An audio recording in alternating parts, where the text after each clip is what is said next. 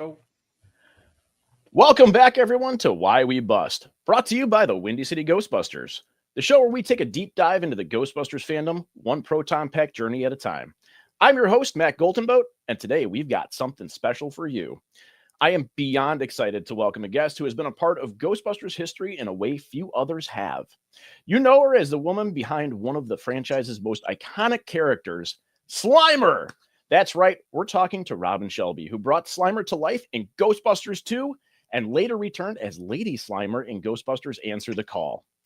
We'll be talking about her early days in acting, her experiences working with the Ghostbusters franchise, the lasting impact of Slimer, and what she's up to now, including her YouTube series, Two Cops in a Car, and charities she's passionate about.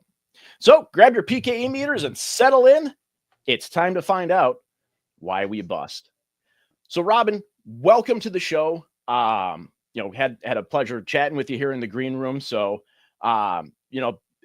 before we start real quick, so I have some of my Slimer stuff behind me, and I want to show you something that's been special to me since I was a kid. Okay. That is my McDonald's Slimer glass. I have one. Do you I have one one too. We have like buddy glasses. Yeah. We're twinsies. Awesome. Yay. Very cool. So I can remember as a kid drinking out of that, and I've often said on this show that Ghostbusters 2 is my favorite. So, but let's take a little deep dive into who is Robin Shelby, what brought her to this point, and we'll kind of keep going here. So, in your early days, what first got you interested in acting? Did you always know that's what you wanted to do? I started doing theater when I was 11. To be honest, my parents were getting divorced. I wanted an outlet. I was creative, and there was a community theater around the corner from where I lived, and just got really involved in musical theater and got the acting bug like right away. So that's kind of how I got started. Just joining a children's theater group, basically. Nice. I did a lot of acting in high school, and once that acting bug hits you, it's hard to shake. I will definitely admit that. So true. Yeah, I know, right? Were there any actors, movies, or shows that inspired you early on? Watching the rerun, honestly, Carol Burnett, and watching old Carol Burnett shows, absolute brilliance. And old shows like watching Laverne and Shirley, Happy Days. I kind of learned, I think, some comic timing watching old sitcoms that just were amazing. Welcome Back, Kotter. Really old series, but just great cast, great fun writing, and good timing. I kind of learned a lot just by watching those shows as a kid. They don't make shows like that anymore. Nope, you're right. But I definitely, like I was telling you earlier, watching some of your work, I can definitely feel that aspect of the comedic timing where you picked some of that up. So definitely does not go unnoticed. So thank you. Yeah. So before Ghostbusters 2, I had noticed you worked on Willow. I did. That's how I got introduced to ILM. I had an agent in San Francisco, in the Bay Area. They said, "Oh, they're auditioning for something in ILM. Do you want to go?" And I'm like, "Absolutely." And it was for a troll in the movie Willow. Willow meets a troll at the top of a bridge in the movie and gets eaten. The troll gets eaten by a Hydra monster, a two-headed Hydra. I was the Hydra monster that got eaten. Very strange resume that I have. And that's kind of how I got introduced to ILM.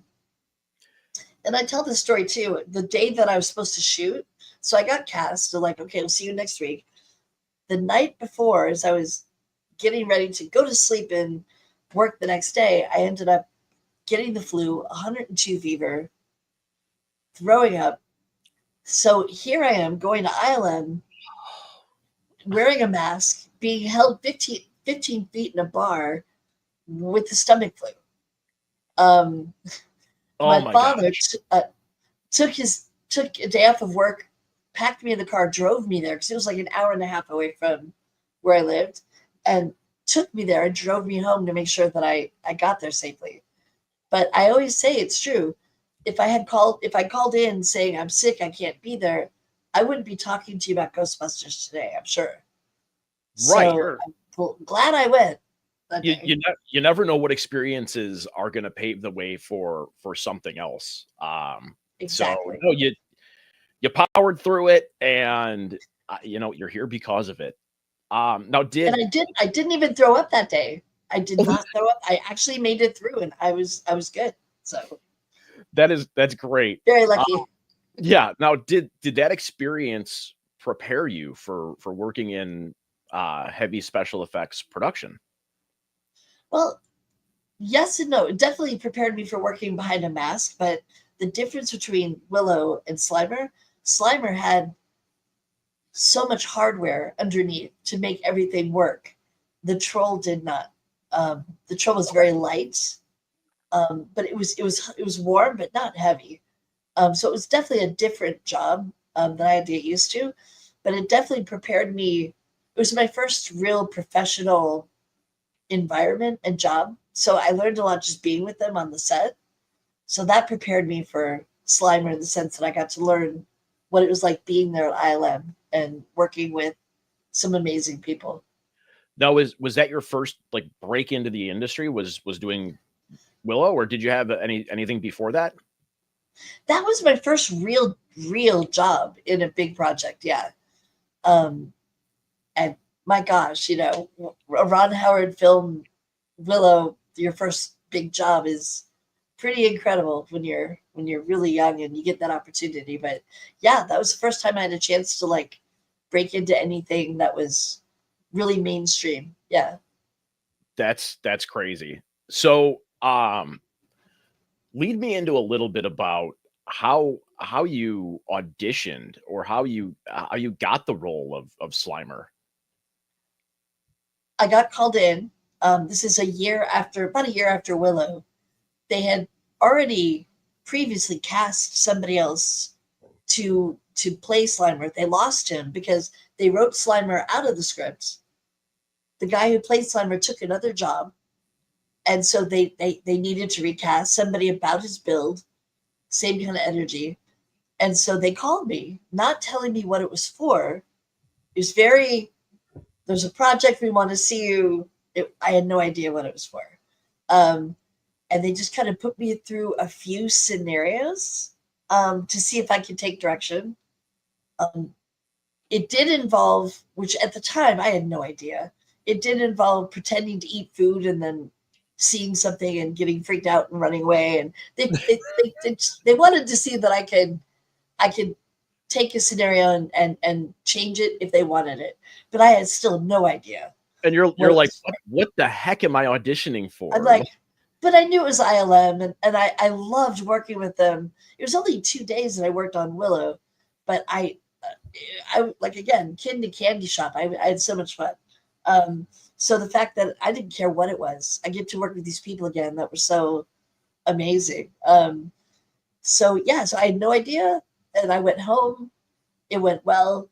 I met with Tim Lawrence, who was basically on set directing all the special effects, and I found out I think like a day later from my agent what it was, and then I got it.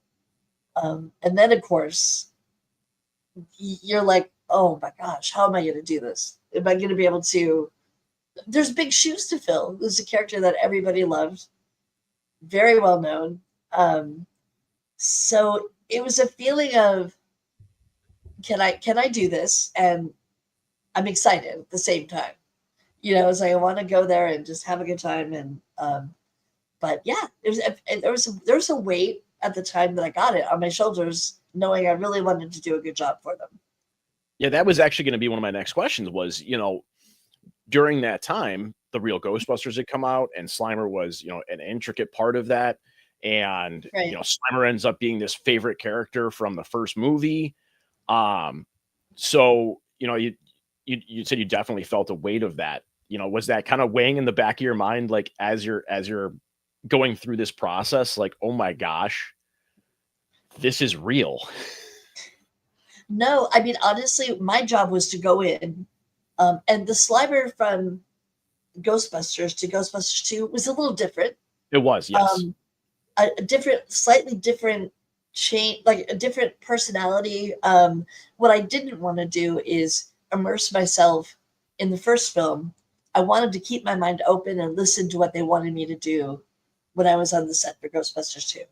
So my job was to open slate, let's work, tell me what you need, and I'll do it.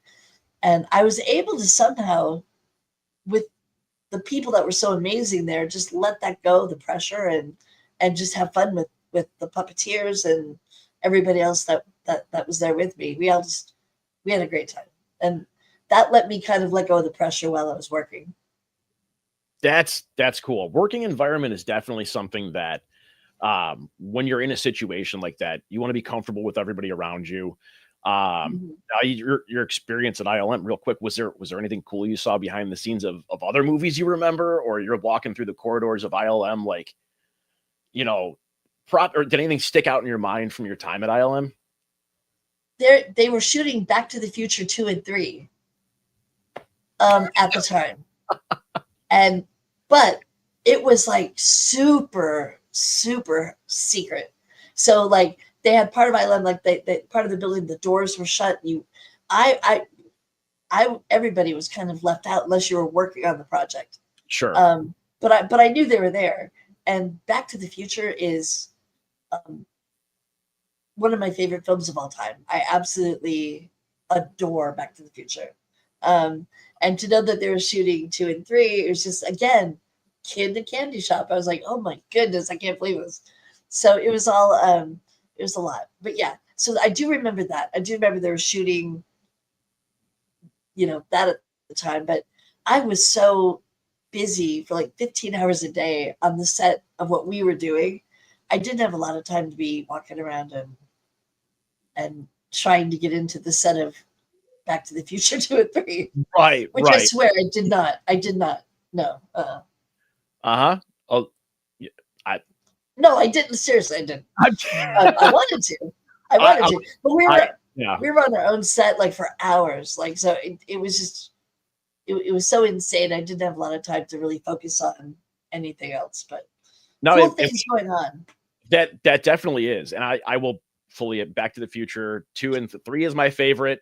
2 is always up there. 1 always holds a special place in my heart, but I may or may not have several DeLoreans in a case across from me, but that's a story for another time. Oh, such a good series. Absolutely. So now we can only see so much on screen of we see like the bus scene, for example. We see you in the bus. How was that all actually shot? It was shot in front of a blue screen. It wasn't. And I had a hat on, but everything else was pantomimed. It was not there. And there was a scene, he picks Lewis up, as you know, but he also drops him off, which was cut. Right. It's out there even. I think you could see what Lewis had shot. It is out there. It is in the. It is. It's yes. But he basically he drives him there, and Slimer wants to get off the bus and go with him. He wants to help. He wants to join him, and Lewis is like, "No, you can't go. But you have great arms. We can go bowling." And then he licks Lewis and flies off. But that was one scene that went so well while we were shooting, and I was completely bummed, and I did not find out until the day I saw the movie that got cut. Oh. And I was really bummed because that kind of made, to me, that kind of was full circle why Slimer was doing what he was doing, and why he picked him up, that you saw him go with him. But it is what it is. Films, things get cut. You deal with it, you move on. But I've always said what's that? I'm so sorry. No, you're okay. I was going to say, eventually it comes out on a special edition Blu-ray, and yes, and the world finally gets to see the hard work that you put into that. I would love ILM to put that together with Rick and what we shot. I don't know where that footage is, but ILM, if you're out there, if you're listening, please put it together because I think the fans would love it and I would be forever grateful. That would be so fun to see that. You never know who's watching. You Uh, know? You never know. yes. So did you actually get to work with Rick on that? Like, were you able to? No, Was he was okay?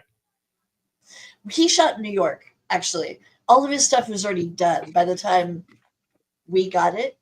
And what I did have to do is take that scene, picking him up on the bus and dropping him off, and listen to it about 5,000 times Okay. in my hotel room and know the timing because I couldn't see a lot, but I had to hear and know how to react to what Rick had already shot. So I swear I probably had that on loop and played it about 500 times to get the timing down. But it went really well. It went really well. So much fun. And Rick, I have not. He's one I've not been able to have the pleasure of meeting yet, but I want to tell him how much I look up to him so much. He's so amazing. What a great actor he is. Like we talked about earlier, comedic timing. If there is somebody in the industry that was able to hit on every single note of a scene, Rick Moranis is and will always be one of the best, in my humble opinion. He's flawless. He's absolutely flawless with his timing. And yes, I just adore him. Yeah. Yep. And one day I hope to say that to his face because he's just amazing. He's incredible. Well, I mean, since you listen to his voice enough, if you're in a restaurant somewhere, just keep an ear out. I'm sure you'll be able to pick You up on that know? in a second. So now let's talk a little bit about the Slimer suit. And Sure. I told you earlier, and then for those out there, you can actually go on YouTube and watch slightly painful video of watching Robin get out of the Slimer suit. So walk me through a day of what it was like being Slimer. The day took about 35, 40 minutes getting into the costume with the help of about 4 or 5 other people. The day consisted of me not being able to eat anything while I was in the costume because it was so intricate and would not be fast to get out of that they didn't want to take any chance of me eating something and choking and being in the costume and not being able to get out. I was able to sip on some water, basically. And sometimes they got me a little bit of smoothie that I would drink while we were shooting. But in general, like, yeah. So Slimer could not eat. I'm just putting that out there. Slimer was not allowed to eat food. Just saying. But and we would shoot. I was there anywhere between 12 and 15 hours for the day, shooting or watching playback, and then I would drive home another hour and 20 minutes after a 15-hour day, and then wake up, drive another hour 20 minutes, work another 12 to 15 hours, and drive back. And at one point, I fell asleep at the wheel going home. Oh And no. luckily, it was late and nobody was there. I went off the shoulder of the road with nobody being there. And it woke me up and scared. I got home okay. Thank goodness I didn't hurt myself or anyone else. But I told them about it the next day and they said, okay, go home, grab clothes, and there's a hotel about 10 minutes from here. We're going to put you up so you don't have to make that drive. And it was amazing. It helped so much because it gave me like 2 hours of my day back to get sleep Right. to go and rest. And it was great. But that it was long days, but it's not that long when you're doing something that you completely love.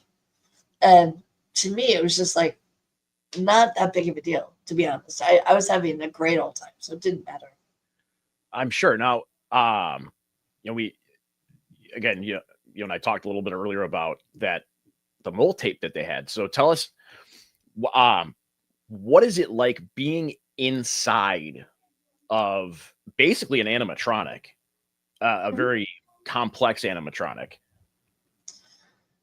They had to take a mold of my face because there's like a plate that kind of went over my nose and over my forehead. So when I would move, it would be fit to my head, so Slimer's head would move. So it was like literally conformed to my face. The thing is, there's metal pieces and leather pieces in there, but the metal, we were talking about, was going across my nose, and when we would move around, the first couple of days, it was like cutting into my nose and it was bleeding. So they had to take what they call moleskin, put it over my nose to add some protection between the metal and my nose, which helps an awful lot.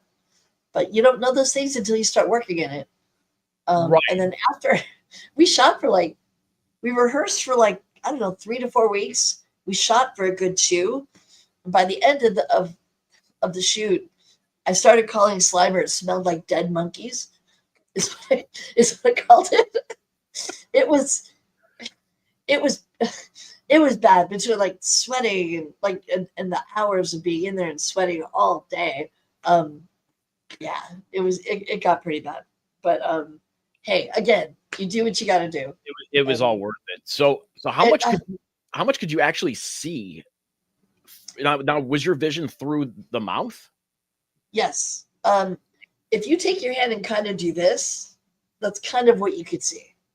And like the scene where Slimer's eating a Togo sandwich, a sub sandwich, it was going in the mouth and against my face. So I smelled like onions for like 2 weeks after we shot that, because it was a real sub sandwich. And it had to go somewhere, so it went like right up against my face. Right into your face.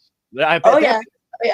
I mean, he's gluttonous. It's got to go somewhere. So you got the brunt of it. I took one for the team. It's all good. It's totally fine. You took one for the team. I like it. I did. What were some of the biggest challenges of being in that suit? Really great question. I would say the biggest challenge was the weight. Because of all the metal and the servos and all the hardware that went with it. I mean, at the time we shot that, I probably weighed 90 pounds, and the costume was probably like 45. So it was a lot. It was a lot. So not even the heat was the worst thing. Probably the weight was more of a challenge. And because of the motors, hearing people on set and direction was difficult. It's like you're in a very loud Cessna airplane, being in this suit, because there's like air all over the place. So it was really not easy to hear. That was a challenge too. I can imagine that. How many puppeteers were on Slimer for you? I think we had 6. They had someone running the tongue, someone running the eyebrows, someone running the cheeks, the lips. Every part of Slimer's face actually moved, right? Which was incredible. And part of the rehearsal process was just me sitting and reacting with the puppeteers to like being sad, being happy, and then they would work with the face and the eyes and the cheek and the tongue, and I would work with them to match what they were doing. So it kind of took definite teamwork and knowing what they were doing. They needed to know what I was doing to make it look cohesive and together. Right. It's almost like a dance. Completely. Absolutely. You got to learn the moves, and you got to be able to work with your partner on it. And in the end, it's what we end up seeing on screen, which, you would never really realize how much work actually went into, like you said, weeks of preparing and, working with the team to try to get all of that cohesive. And it definitely was not just me. It took a village to make that work. And that village had to work together and learn each other and know what we were going to do. And I'm really proud of what we accomplished working together, and the rehearsals were great, and everyone there that I met's like the best of the best. So I thought it turned out really good. Well, I can definitely tell you this. 8-year-old me, and I'm aging myself now. I absolutely loved it. It, as a kid, seeing a character that I was growing up with the real Ghostbusters and loving Slimer from the first movie. Yeah, the first time you see Slimer in Ghostbusters 2, it lights you up inside. So Oh, bravo to all of your work on that. well, Now thank you. now going a little bit deeper into this, Mhm. um, Slimer has a very distinct personality. How did you Yes, bring some of your own touches to the movements? I tried to not restrain myself because I think Slimer is very unrestrained, Yeah. and in my head, and nobody told me to do this, but you know how the Belushi had a very um just a way of just letting go, nothing held him back. Hmm. And I kind of took that attitude of just being completely open, completely free, completely crazy, and trying to be as nutty as I could be in that 45-pound costume. Um, it that was my challenge too, is just keeping up that manic that energy that Slimer has, which he is. He's very manic in a lot of ways, which is so much fun. So That just trying to keep him just very energetic and unapologetically crazy while we were shooting. Yep, and like again, you did a fantastic job of portraying Oh, that. So and now meeting you, obviously through cameras, your personality and the I can definitely now put two and two together that that's you in the soup because you have a great personality and it you're definitely sweet. yeah it shows through your work in that. Um, Now Thank I'm you. sure a lot of people are dying to know, did you get to interact with any of the main cast from the movie or meet any of the main cast from the movie? Yeah, actually, while we were shooting, it was a Friday. Toward the end of what we were shooting, Bill Murray was looping for the movie at Skywalker Ranch, which is very near ILM. Hmm. Shows up, introduces himself, hangs out, and then at the end of the day turns the sound stage into brings in a DJ, brings in drinks, and The just perfect guy has in every just very random like you'd expect. And of course, again, I'm looking at Bugs Bunny, right? I'm just in awe of this, and I'm also one of the biggest SNL fans you'll ever meet. I love SNL, and of course, I adored Bill Murray from SNL. So I mean, I just looked up to him so much, and I can honestly say I got a Zerbert from Bill Murray. I got a you know what a Zerbert is, right? I do not. Okay, is where I'll show you a Zerbert. That's a Zerbert. Gotcha. And That he does it a lot. He did that in Scrooge, um, with one of the characters. He Zerberts him in the tummy, I think, on the stomach. But that's one of the things he does. that's He's random like that. Yeah, that that's he's great. And I mean, growing up, I always knew that as a raspberry. So true. True. yes. Raspberry Zerbert. It's the same thing. You're right. You're Yep. right. No, I know exactly what you mean now. Um, so I mean that had to be an incredible experience. Again, something you're gonna take It with you. was. Yeah. And yeah, to hang out with Murray and a DJ. Anyways, it sounds like a great time. But so So during the shoot, that's the only person I actually that I was able to meet while we were shooting.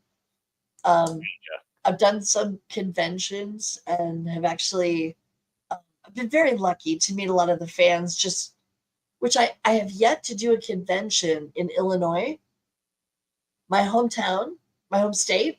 So I need to get myself out there and do a convention in Illinois with the great people of Illinois. I Absolutely. I we do a great one out here called Fan Expo. So Maybe I smell a little collaboration. You never know. I would so be there. It would be great. It'd be Good like coming home again. good stuff. But I like it. Get some Italian beef, some deep dish pizza, and yes, oh my goodness, yes, deep dish pizza. I'm so there. I would say I'm so Slimer is gluttonous. What yes, is is there an Illinois specific food that you miss? Is it the deep dish? yes, the pizza. Oh yes, the pizza. I mean, hands down, it's the pizza. No question. I will agree with you. I can always go for a good Lou Malnati's. That's my go-to with a nice sausage patty. So one Um, day we all have to go for deep dish pizza if I'm out there. Okay, deal. I'm in. Deal. Robin, All right. sounds like a plan to me. So, what was it like seeing yourself on the big screen for the first time? If we're Ghostbusters. Yeah, yeah, yeah. I didn't know what to expect. I didn't know what was still in there. I didn't. I was keeping my fingers crossed, hoping for the best that it looked good, that what we did looked good.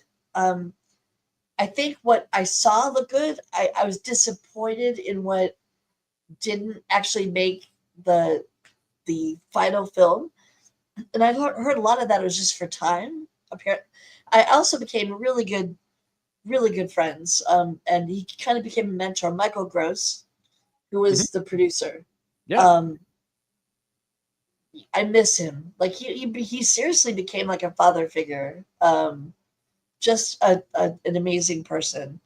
Um, so he was a mentor, a person who was just absolutely incredible to me. Just great. But seeing it on, I guess that was my disappointment. Seeing it on screen was what was not there. Um, the things that got cut. But like I said, as an actor, you learn that pretty quickly that things things get cut, and it's not always about you why it gets cut. Sometimes it just happens. You just gotta move on and go to the next project. Yep. And that's such is life. So you've had You know it's exactly. one of my favorites. It is what it is. But even with what you were able to do, you've made a lasting impact. For honestly for generations to come. And a lot Thank of you. people may not even realize because today we're spoiled with visual effects and things like that. Um, Growing up with the old school way of doing it, that's always my favorite is seeing you know Ghostbusters 2 and anything that was puppeteered. I always like to watch the Jim Henson specials where they showed the behind the scenes stuff. Like that's amazing. Yes. And with everything today, like I said, it's all a lot of visual effects. You got to be a part of one of the most iconic characters that was still someone, braving it in the suit with the animatronics, puppeteer. So that's for generations to come. I hope people are able to enjoy that. And we were talking, that stuff is available to find on YouTube. Watching you get out of like it, major props, Robin. Major props. There's something about any practical effect that Yes. just has living, breathing heart to it that it's just hard to get with CGI. Usually, um, Yes. I I think, and even I think some filmmakers that are even coming out of film school today are going back to that, Hmm. um, and realizing that practical effects can really improve the look, and it's just a better outcome when it comes to especially a character. Like when you're talking about a special effect of the ocean coming over a ship, or something that isn't living, breathing with a personality. It's a little different than Slimer's got a spirit, a soul, Yes. a personality, and you're not going to get the same effects with CGI. I don't think. I mean, it's just my own opinion, but Nope. I am a firm believer in exactly that. So yeah, we're on the same page with that. Now, did everybody around you, such family and friends, did they know that that's what you were doing, or was it kind of a little bit of a secret? it's hush hush. Yeah, I really couldn't talk about it while I was shooting it. Um, my father knew because he had to occasionally drive me there, but I think it wasn't something I could talk about freely. I kind of had almost like an NDA, although there really wasn't an NDA. It was kind of understood. Look, we don't want you like talking about this right now, because I think even having Slimer in Ghostbusters 2 was kind of at the time not really. They didn't want it to get out. They wanted it to be a surprise for the fans Yeah. that he was there. Yeah. Yeah, and today we get all the spoiler stuff, and so good job keeping that under wraps. Now, what once people finally found out, what was their reaction? It really took a while. Like with social media, it took a while for anyone to even realize there was a human being in Slimer or who it was. It really did, and that's Yeah. fine. I didn't really put myself out there too much in the beginning. Um, and then somebody approached me who had a website saying, I want to do a screening in the Bay Area and have you there. And that kind of introduced me to the fans at first. That was kind of like the first time anyone even really thought, oh, yeah, okay, there's somebody in there and this is who it is. So it took a few years to even put a face to Slimer at all, as far as knowing there was not only a person, but a female that was in the costume, which was kind of Yeah, cool. so social media can definitely ignite things like that, and kind of put you at the forefront. And now you get to be a part of the whole Ghostbusters fandom, and I'm you so know lucky. you definitely are. Which is going to lead us into the next thing, because a lot of people may not realize this, but you did have some work that you did in Ghostbusters Answer the Call. I did. I Tell us did. tell us Um, about I was, it was Christmas of 2015, and I'm at my computer, and I get a message on Twitter from Paul Feig, who I'd never met. I, it. I Okay. had, I, so when you get a message from Paul Feig, you kind of read it like right away. And he said, I think I have something in, in Ghostbusters Answer the Call you might be interested in. And I said, and I screamed, and my husband's like, "What? What's wrong? What's wrong?" And I showed it to me. He goes, "Well, stop screaming. Tell him yes. Write him back saying you'll do it." And Mhm. but he reached out to me. It was almost like he had no idea who I. Well, he knew who I was. The fact that he took the time to get a hold of me, find out how to get a hold of me, and reach out like that, it just kind of tells you a lot about Paul Feig. Really amazing guy. Yeah, and I absolutely love that movie. Thank It's you. I do too. it's one of my frequent rewatches. So Yes, yes. now, what was your role in that? I was the voice of Lady Slimer. So I'm one of the few actors in the world that played my own love interest. When you think about it, so I need therapy for this. I need You, therapy. you know So what? I I played didn't even think Slimer, about that Lady earlier. Slimer. Did not even think about that earlier, but that is So entirely it's true. I played my own love interest in a film.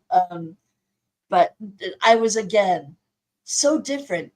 It's 6 weeks of being in a hot costume to one day of being in a studio recording. So it was like so different. But I was so honored to even be thought of. Honestly, the fact that he reached out, I'm still grateful to this day that he did that. So, Paul, if you're watching, thank you. I appreciate that. Thank you so much. what's I was going to ask you what was it like returning to a franchise that at that point had kind of slowed down a little bit. We sometimes talk about the gap years. We had Extreme Ghostbusters, and then for a while there was just not a whole lot. So, when you got that, like, did that ignite that passion back for being Slimer or Lady Slimer in this case? Yeah, I mean, again, I felt a little bit of, even though Lady Slimer, this is like something that I got to create for the first time, because she had never been seen before. But I still pressure because, again, new character, a franchise I'm a part of that I absolutely love, and you don't want to screw it up, right? You just want to go and make everyone on the set happy with what you did, and Yeah. um, I was paranoid. I'm one of the a lot of actors are like this though. I left that day thinking, oh, is he gonna like what I did? Is everything okay? Um, is it gonna work out? Turns out he was happy. He was happy, which I was so relieved.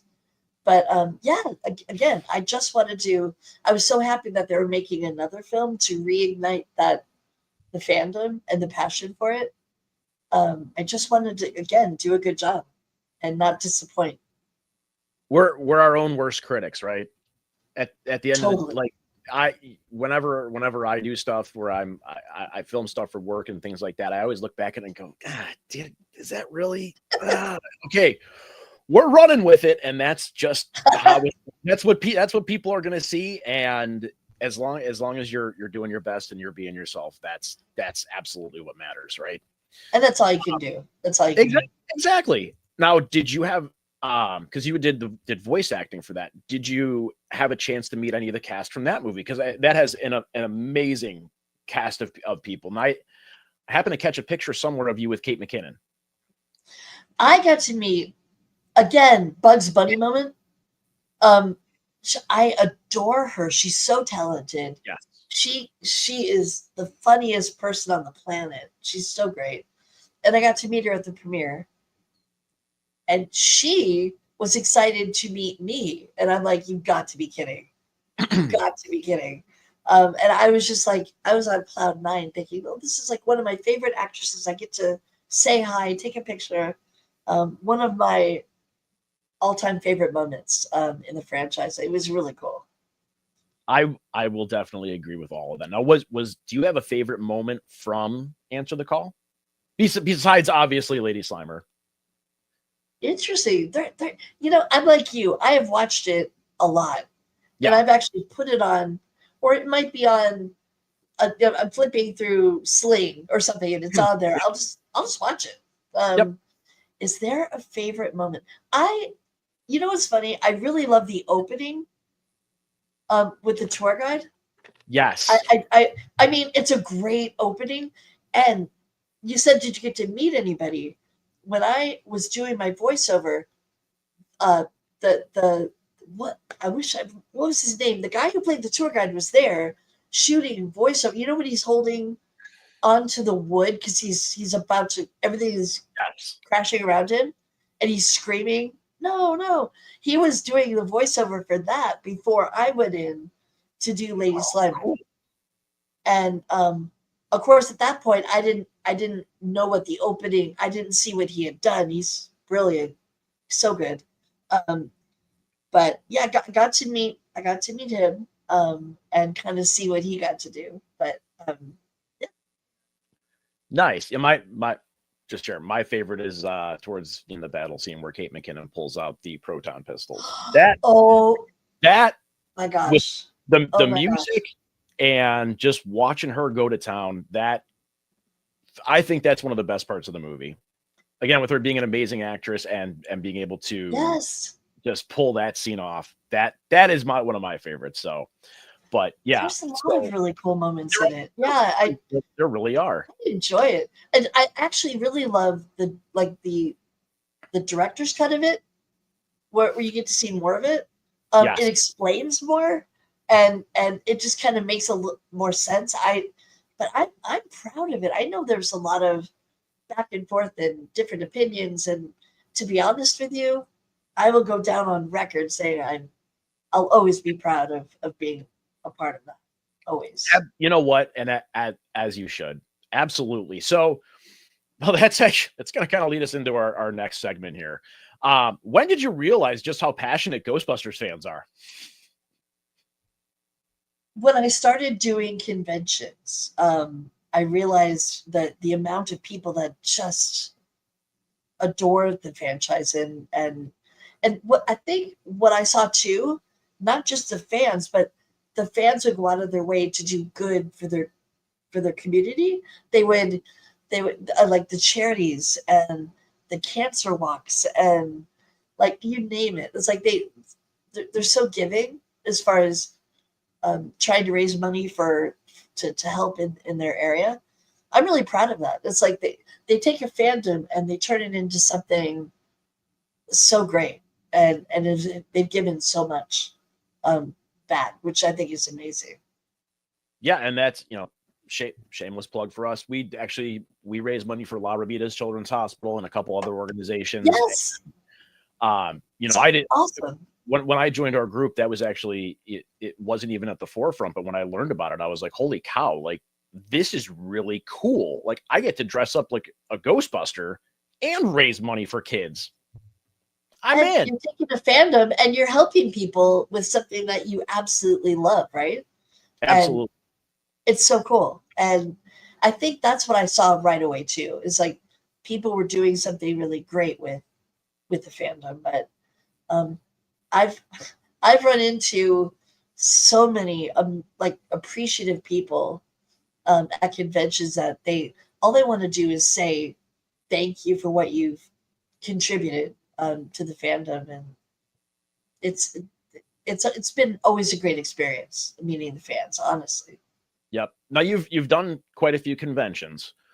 Do you have a favorite fan interaction? Like one that really sticks out? Okay. I Keep it this PG. this is kind of a funny story. I have an uncle who I have like a second cousin removed that I hadn't met, and he sent my second cousin removed to come over and say, "Can you sign my tush with your name?" And I'm like, I can't do that. I'm sorry. And my uncle was dying, like he seeing all this, like totally pranking me. Oh my god. That was probably, yeah, that was like the funniest interaction and unexpected interaction. I will say that tops a lot of them for things being asked to sign also. They got me. They got me. They got me big time. Yes, it sounds like they did. Now, have you encountered anybody dressed as Slimer at any of these conventions? Oh yeah. Oh yeah. Yeah. And I've had some conventions wanting me to put their own Slimer costume on.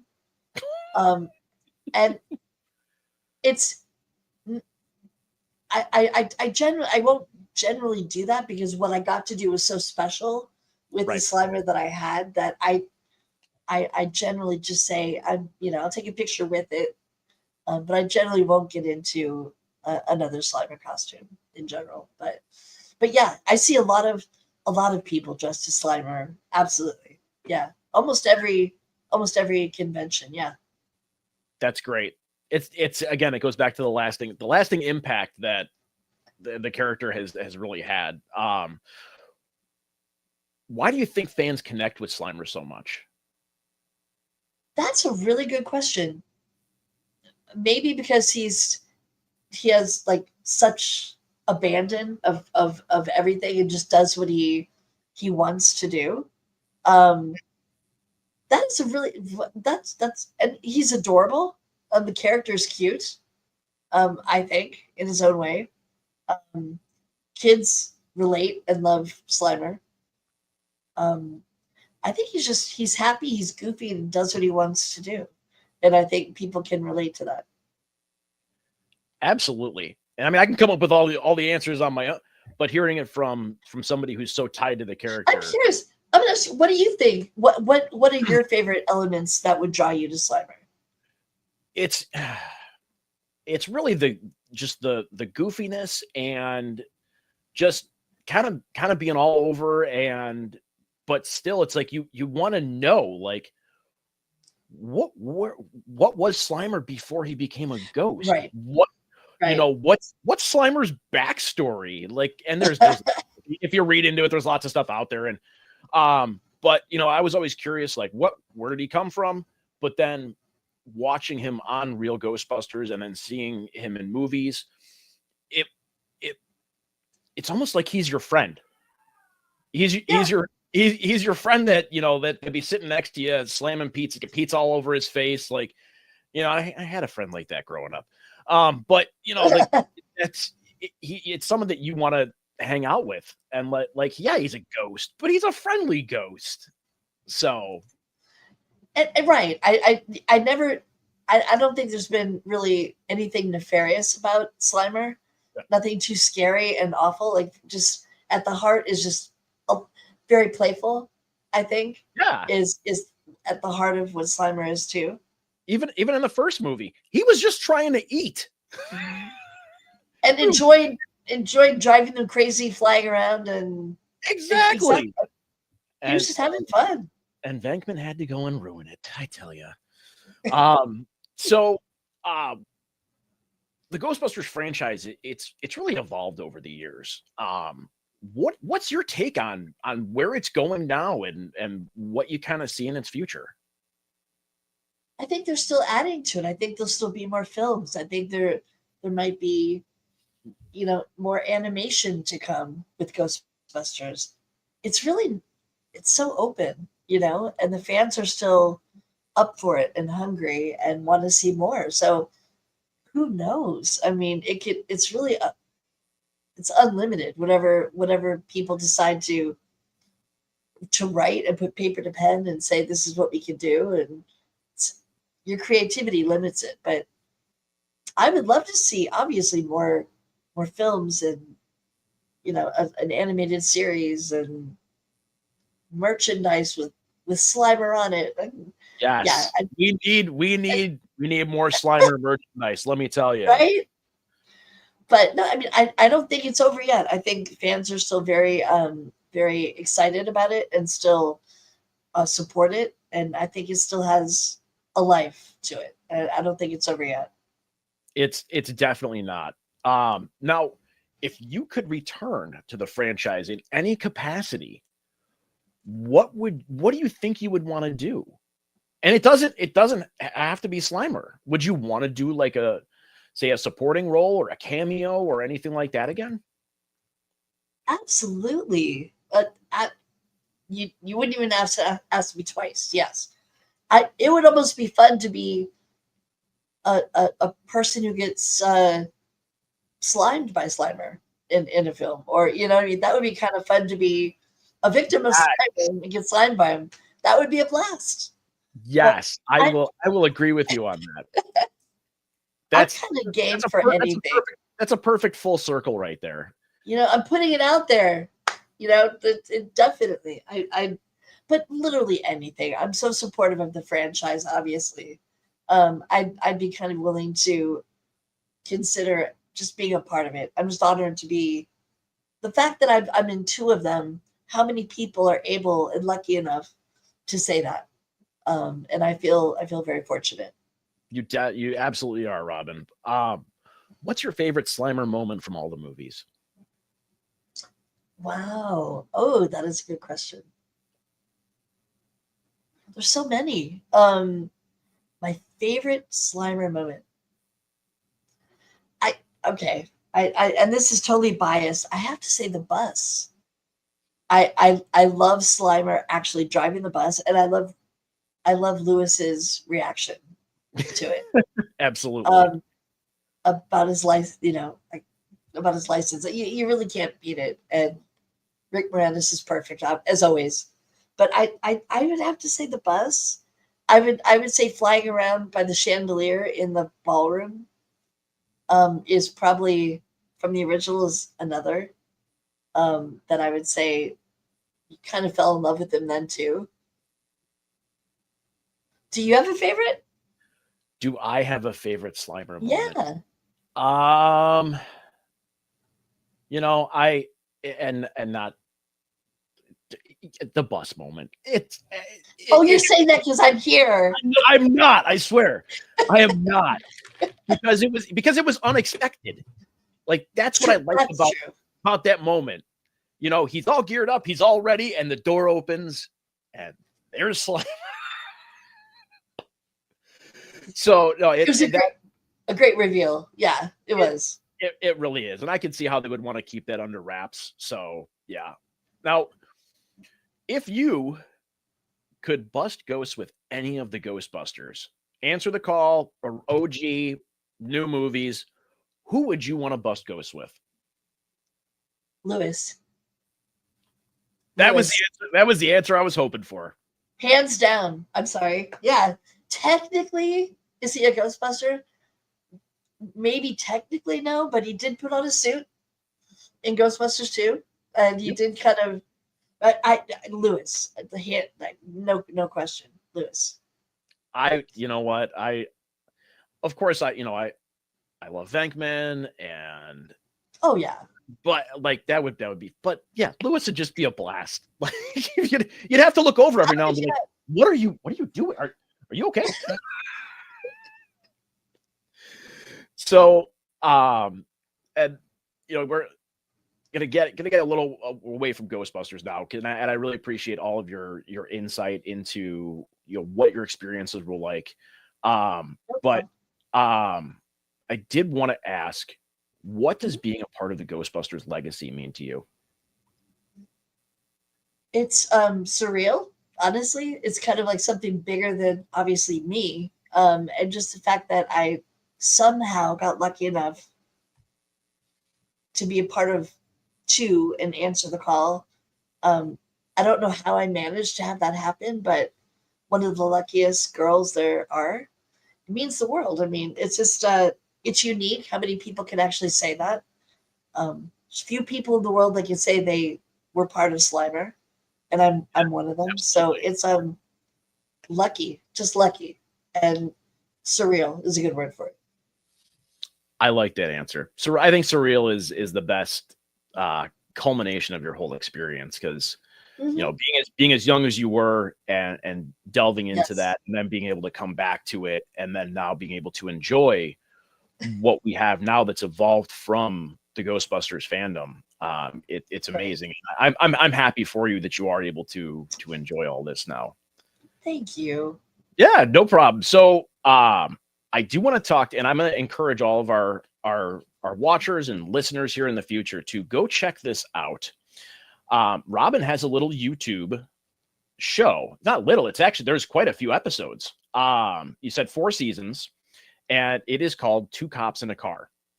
So I watched quite a few episodes, and I was laughing my butt off. Let me tell you, it is like we had touched, it's comedic timing. It is, it's you and your husband.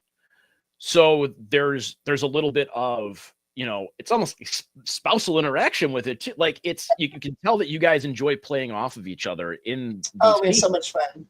So how did that come about? We first did this is our second web series. And it was just you want to keep yourself busy, you want to keep yourself creative. So sometimes you write your own stuff. And we just decided to develop a web series that's easy to shoot.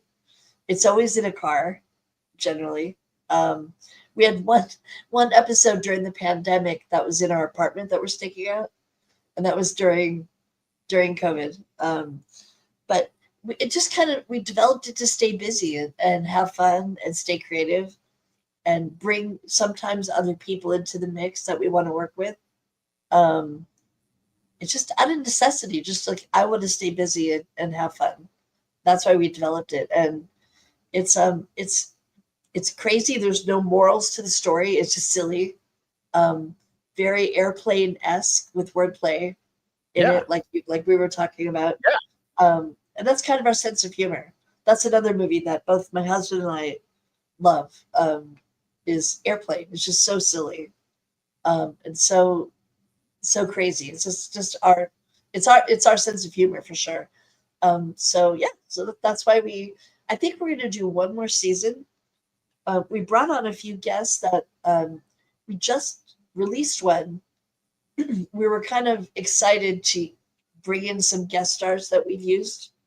From the original Chorus Line on Broadway, there's the actress Kay Cole who played Maggie. I don't know if you're familiar, but again, somebody that I look up to. We brought her in the backseat of the car, and she plays a profiler, someone who's kind of profiling a suspect. Nice. And it's fun to include some really talented people that we know. We brought in our really dear friend Barry Pearl, who was in the movie Grease as the character Judy. Yeah. And he's phenomenal, absolutely hysterical. So again, we do it for fun. We do it just to put content out there, and just to stay busy. And we're proud of it. We're really with the little budget that we've worked with. We're proud of what we've created. Well, like I said, I really enjoy it, and I am gonna watch it and finish all of it because you pulled me in. So I'm a big proponent of watching, shows on YouTube and, promoting or feeding into stuff like that because, the views and stuff, it helps you, it helps it with the algorithms and such. So look out for my subscription to that. And they're short. They're like it's anywhere between 2 and 5 minutes is the longest one, I think. So my husband says I write for people that have ADHD that can just stay focused for like 3 minutes. But it's true. It's really easy to binge watch because they're so short, and it doesn't require a lot of focus for a long period of time. Absolutely. So everybody out there, go watch it. You're gonna have a laugh, I promise. So thank you for continuing to make content for people because that is, you're a great personality, and people deserve to see anything that you do. To kind of wrap things up, I know that you've been involved with some charity work and such. So can you tell us about some of the causes that you're passionate about? Absolutely. The one thing that I found, which would be really helpful if you guys want to check out a really great charity right now, it's with Habitat for Humanity, and it's called habitatla.org, and it's rebuilding from the LA fires and helping people who are homeless, people that need to rebuild. I would encourage you to check it out. Again, it's habitatla.org. You can either sign up to volunteer, to donate. If you need help, you can go there too. So that's kind of a one-size-fits-all website to go to. Totally encourage you to do that. A lot of people need a lot of help right now. Absolutely. And, as I shared with you, I was actually just out in California not too long ago, and, you could see the haze and everything, and it's devastating. So, thank you for helping with that and giving back to the community. Because that's, it's what you guys do. Pat yourself on the back too. You guys do some good stuff. We thank you. So yeah, I think that that's going to be a wrap. So Robin, I want to say from the bottom of my heart, thank you so much for hanging out with us here for the hour. And of course. This has been an absolute pleasure. So we welcome you to Chicago to come join us for a convention. If you ever have a chance, pizza. Come back. I want pizza. We'll get some. I promise you, we will get some pizza, and it'll be so great. Absolutely. So, and you guys met James. Thank you for having me on. Honestly, it's been a pleasure. No, it's been great. Thanks for joining us. Thank you for joining us. So, folks, tune in for the next episode of Why We Bust. We'll meet you back here next time. Stay safe.